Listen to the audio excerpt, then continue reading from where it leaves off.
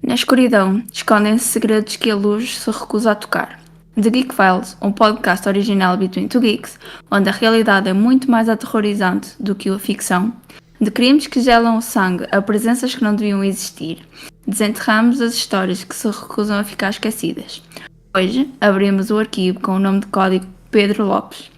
Não te afastes demasiado da luz, bem-vindos ao nosso pesadelo. E tu és quem? Eu sou a Nídia. E eu, até provas em contrário, eu sou o Ruben. Pedro Lopes, eu espero que não seja da família da minha mulher, senão. Eu acho que não, porque este é da Colômbia. Eu sei lá de onde é que eles vêm. De todo lado. Mas é Lopes com S ou Lopes com Z? Com Z. Então pronto, não é da família. Já estou safo. Eu sei que O ela nome é dele assim meio psycho, mas pronto. Era só para ver se Também não havia. exageres. Tem que namoras com ela. Qual é que ela não ouve o podcast? Até um dia. Não, ela já começou a ouvir, mas depois disto já me farta de ouvir aqui em casa. Já está farta de me ouvir aqui em casa. Ainda vai para o trabalho ouvir Tu o vais podcast. Sim, também não. Ela até dá graças a Deus quando vais gravar. Exato. Não, deslarga-me. Farto de ti, Fónix. Bem, pessoas, hoje vamos trazer o Pedro Lopes, que era um arrumador de carros, não era? Não. Pá, enganei-me. Vês, hoje não dei spoilers. Vês? Ainda não leste? Olha que se o gajo fosse arrumador de carros eu ia-me rir bué. O nome dele é Pedro Alonso Lopes. O seu pseudónimo é o Monstro dos Andes. Se é monstro dos Ele- Andes, trabalhava no circo. A data de nascimento é 8 de outubro de 1948. Ele nasceu em Santa Isabel, Tolima, na Colômbia. Os crimes que ele cometeu foi assassinato, estupros e roubos. Ok. A pena foi 16 anos no Equador, libertado depois de 14 anos, cometido no Hospital da Colômbia, libertado após 3 anos. A situação dele é desconhecida. O gajo desapareceu do mapa. Ele é conhecido por... foi condenado por 110 mortes, mas confessou mais de 350. Ok, então hoje temos mais um episódio de Um Apalhado do Clima. Basicamente. O período de atividade foi de 1969 até 2002. Os países em que ele cometeu os assassinatos foi na Colômbia, no Equador e no Peru. E foi preso pela primeira vez dia 9 de março de 1980. Olha, 3 anos antes de eu nascer. Estou velho. Fónix. Que coisa. Estavas livre. Estou velho. Exato. Ele também era da Colômbia, andava lá a beber café e a ir à linha. Dizem que ele desapareceu em setembro de 1999. Mesmo assim, foi bem recente. É um assassino em série colombiano, estuprador de crianças e fugitivo que assassinou no mínimo 110 pessoas, a maioria mulheres e meninas jovens, de 1969 a 1980.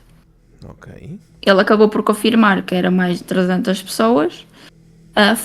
Foi considerado por muito como um dos assassinos em série e estupradores mais prolíferos da história. Ok. Acho que Assassino era violador. Este gajo é mesmo para lhes rebentar o focinho, mas pronto. A boca. Exato. Vamos começar pela infância. Ele nasceu em 1948. Ele passou por uma infância traumática, como sempre, marcada pela pobreza extrema e abusos. Claro, começa sempre por aí. Ele era o 7º filho de 13 irmãos. Pois, naquela altura não via televisão e tal. A sua mãe era prostituta, Fónix. após o seu marido ser morto com 6 tiros na porta de casa 6 meses antes do nascimento dele. Boa. E ele morava em uma casa de um cômodo. Apenas uma cortina separava o local do trabalho sexual da mulher com o espaço onde os seus filhos dormiam. Então era comum que eles ouvissem, chegando até a assistir o que a mãe fazia. Oh, que caraças. Qual é que era o outro assassino que a gente fez? Não sei se foi contigo. Também era assim. Ele via a mãe a ser violada. Sim, acho que foi comigo. Mas foi outro qualquer. Violada, quer dizer, era o trabalho dela. Aos 8 anos foi expulso de casa após ter tentado abusar sexualmente de uma das suas irmãs. No entanto, há sítio onde dizem que ele só tentou acariciar a irmã mais nova de uma maneira indevida. Partilha aqueles dentes todos, isto passava-lhe.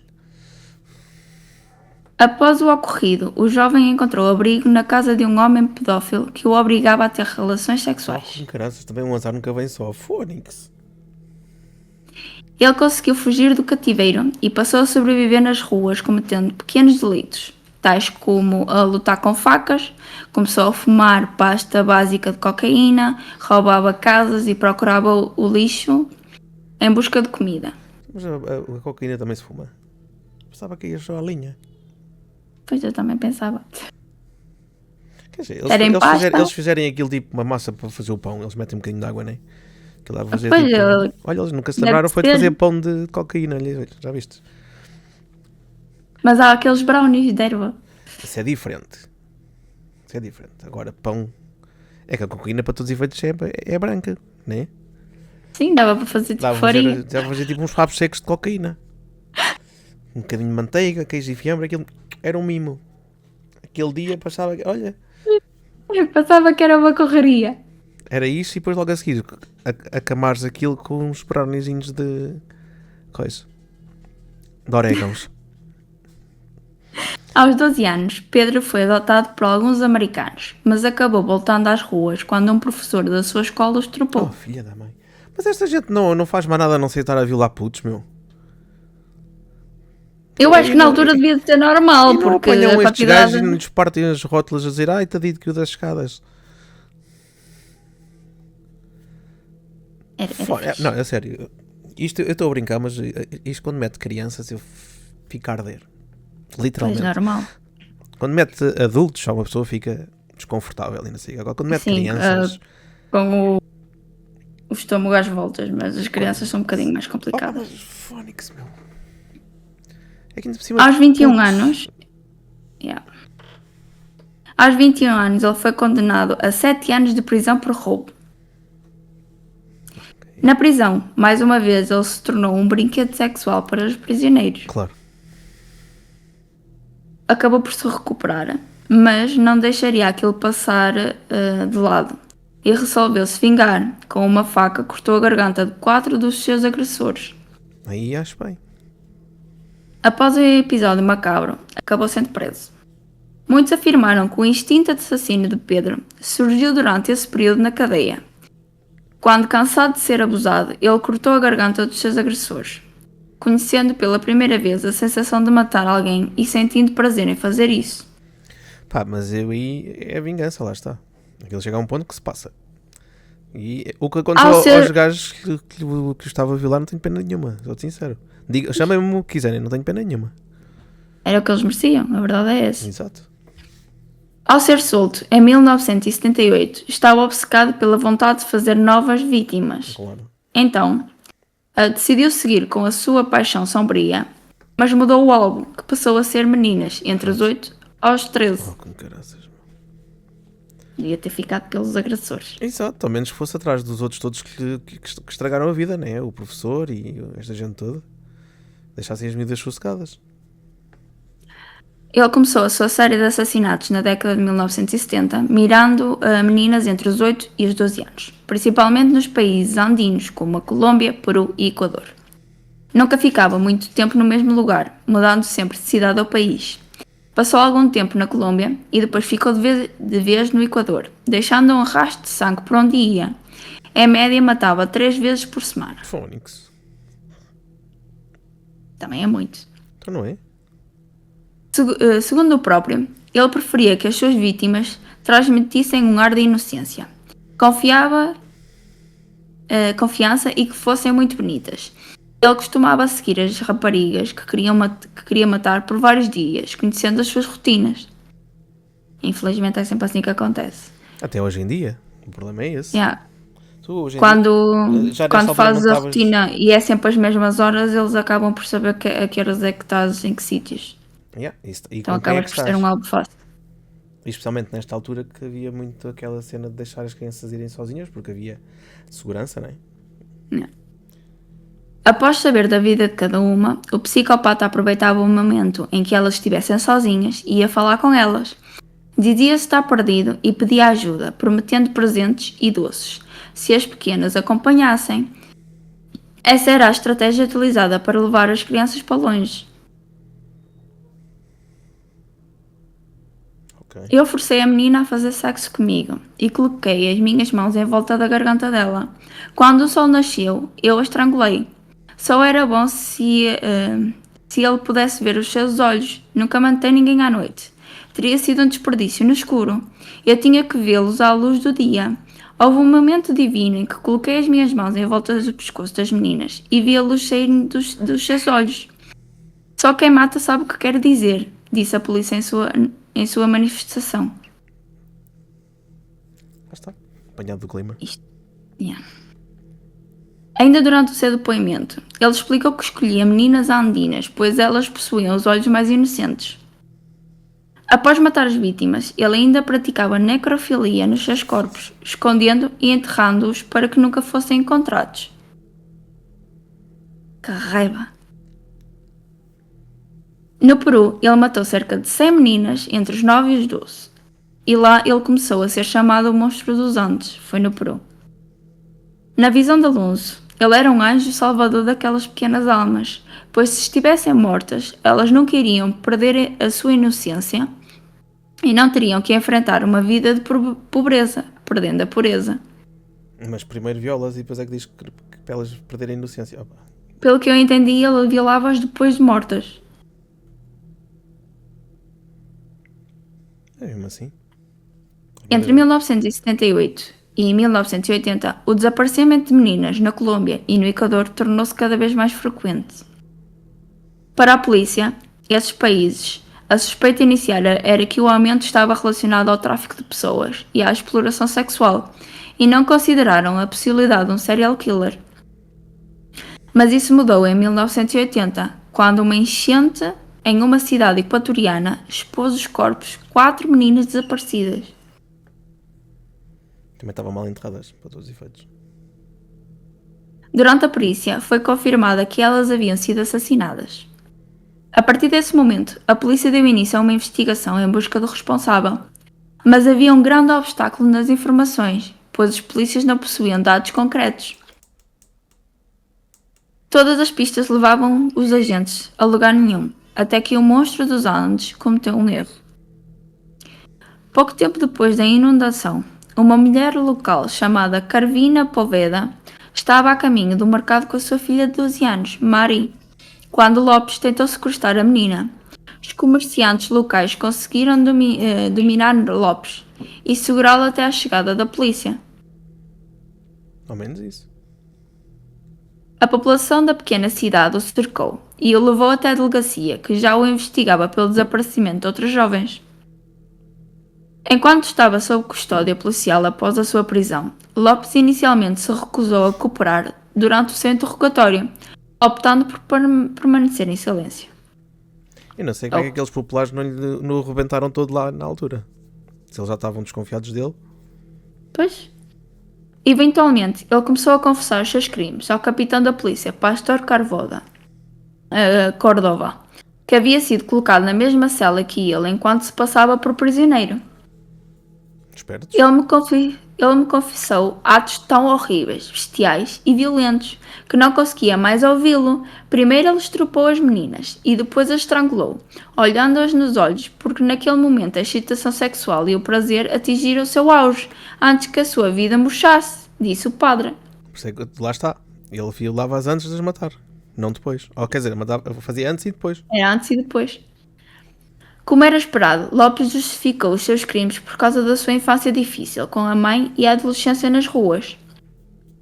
Perdi a minha inocência aos 8 anos, então decidi fazer o mesmo com o maior número possível de meninas. Ele preferia as mulheres equatorianas porque elas são mais dóceis, mais confiantes e inocentes. Não são como as colombianas que suspeitam de estranhos, disse ele. Quando as meninas já estavam mortas, Lopes cavava um buraco e as enterrava em grupos de 3 ou 4. E depois ia visitar os seus corpos, onde passava horas conversando com os cadáveres, que ele chamava de bonecas. Anda maluco. Fónix. Pedro explicou ainda que os assassinatos lhe causavam profundo prazer e a excitação sexual mais profunda antes da sua vida murchar. Ele gabou-se de que no total havia assassinado mais de 200 pessoas no Equador, algumas dezenas no Peru e muitas outras na Colômbia. Descreveu o seu modo operandi como primeiro atrair a vítima para longe de espaços públicos, com uma bugiganga, antes de estrupá-las e estrangulá-las com as próprias mãos. Também alegou que, ocasionalmente, exumava os corpos das vítimas do seu local de sepultamento e fazia chás com elas. Oh, como carafas. Logo após a sua confissão, ele encaminhou às autoridades para os corpos de 53 vítimas e as suas confissões levaram rapidamente à confirmação de um total de 110 no Equador. Mais tarde, em 1980, Lopes foi condenado por homicídio e sentenciado a 16 anos de prisão, pena máxima de prisão disponível no Equador na época. É pouco. Para um gajo que fez estas mortes todas... É muito pouco mesmo. Permaneceu encarcerado até 1994, enquanto foi extraditado para a Colômbia para ser julgado novamente. No entanto, o tribunal o declarou insano, o que o tornava incapaz de responder pelos seus atos. Então, acabou por ser internado num hospital psiquiátrico, onde ficou por 4 anos. Isso é que eu acho uma piada, eles alegarem que são malucos e em vez de ir para uma prisão, vão para o hospital psiquiátrico. Não sei, como é que ainda caem nisto. Após esse período, uma fiança de $50 foi imposta, Bué. juntamente com a exigência de tratamento psiquiátrico e relatórios mensais à justiça. No entanto, ele não cumpriu nenhuma dessas obrigações. Dizem que após ser libertado, o monstro dos Andes foi até a sua mãe, não para matá-la, mas sim para pedir dinheiro para que pudesse viajar. O último avistamento relatado de Lopes foi em setembro de 1999, quando ele visitou o Registro Civil Nacional para renovar o seu cartão de cidadania. Que não era nessa altura que o apanhavam, se ele andava fugido às autoridades. Deviam, mas pronto, são burros. Em 2022, a Interpol emitiu um mandado de busca e prisão para Pedro Alonso Lopes, devido à semelhança com o assassinato de uma menina em El Espinal, uma das áreas onde ele costumava recrutar as suas vítimas. Além disso, em 2012, no município colombiano de Tunja, outra menina foi encontrada com a garganta cortada. Esses assassinatos apresentavam o mesmo modus operandi de Pedro Lopes. Estima-se que ele tenha assassinado mais de 350 meninas, embora não exista um número exato para as vítimas desse psicopata. A Interpol continua a investigar quem poderia ser o serial killer com o maior número de vítimas. As edições do Guinness World Records até 2005 acreditaram Lopes como o assassino em série mais prolífero. A lista foi removida em edições mais recentes, após reclamações de que tornava o assassinato em uma competição. Também é verdade. Uma cena estranha, o modus operandi dele era estrangulá-las. Como é que eles fazem a conexão com uma miúda que foi degolada? Pois, não sei. Se calhar por causa de quando ele foi preso da primeira vez de ter degolado os agressores. Pois, mas isso eram os agressores, ele nunca fez isso às desgraçadas das miúdas. Pois. Porque ele só queria era levá-las para um sítio melhor, entre aspas. É, eu dava-lhe o sítio melhor. Tu e toda a gente. Mas pronto. O problema é que se fosse escasso, depois eras tu preso. A cena é essa. A cena é essa. Imagina que apanham o meu filho ou a minha filha na rua, levam e violam. Né? Eu vou olhar à casa, sei quem é que é o gajo e limpo-lhe o sebo. Eu entro para a prisão. Yeah. O que não faz muito sentido. Não faz porque sentido literalmente nenhum. estavas a vingar do que te fizeram. Yeah. Mas pronto, é a justiça que temos. Yeah. Pode ser que venham os aliens e que nos ponham coisas melhores. Sim, ou que levem os malfeitores. Era fixe. Deviam levar todos os malfeitores e fazerem experiências com sondas bem fundas. Em brasa. E cortá-los em e brasa. tudo. Em brasa. Perfeito. Bem, estes temas a gente não pode esticar muito e não pode brincar muito porque são muito complicados mesmo. a partir do momento que metem crianças eu bloqueio logo. Porque eu depois não comento. Se eu comentar, depois começa a dizer coisas que não devo.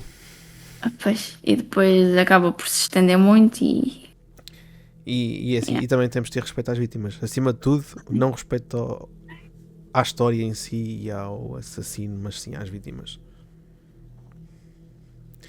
E é isto, porque pessoal. o assassino bem que se podia fazer, a verdade é essa. Exato. É que é mesmo. Hoje temos um episódio mais pequenino, mas também não esticamos muito a história porque, pronto, para desgraça já basta a CMTV. Sim. Às vezes nós parecemos, mas... Não que a gente conta as histórias que já passaram. Eles estão em cima do acontecimento. Sim. Eles às vezes até estão lá antes do acontecimento, que ainda é mais estranho. Pois, parece que já sabem. Exato. Ainda é mais estranho, mas pronto. Bem, já sabem, pipos. Ficamos por aqui. Nós voltamos no próximo episódio. Supostamente daqui a 15 dias. E como é que é? Sim. Nem ideia agora. E até lá, cuidado com o que vos observa na escuridão. Exato. Tchau, tchau, pessoal. Portem-se mal.